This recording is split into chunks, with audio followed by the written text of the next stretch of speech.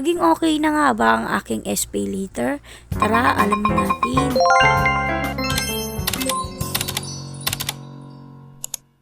March 2024 ay gumawa ako ng video tungkol sa aking SP letter na temporary unavailable siya due to internal policy. Sa pagkakaalala ko is nag-report ako sa Shopee, kaya inayos nila ito at nagamit ko siya ulit. Pero isang buwan ko lang siya nagamit, tas bumalik na naman siya sa pagkakaroon ng internal policy. August 2024 ay gumawa ulit ako ng video at nag-update nga ako na hindi ko pa rin nagagamit yung SP letter ko dahil nga temporary unavailable pa rin siya. Although nag-chat na ako sa customer service ni Shopee at sinunod yung mga dapat gawin na sinabi nila, gaya na lang yung pagre-restart o di naman kaya yung pag-uninstall or install.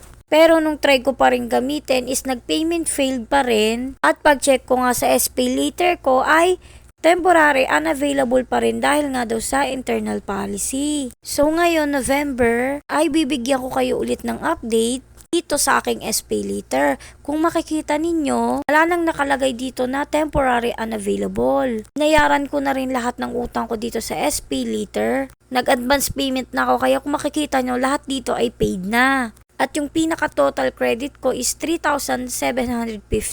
So, totaling bayad na talaga ako kaya inaasahan ko na sana magamit ko na siya ulit. Kaya pumili na ako at ito yung napili ko. Itong bag for my daughter para gamitin niya nga sa school. Tapos yan, chinek ko lang yung reviews.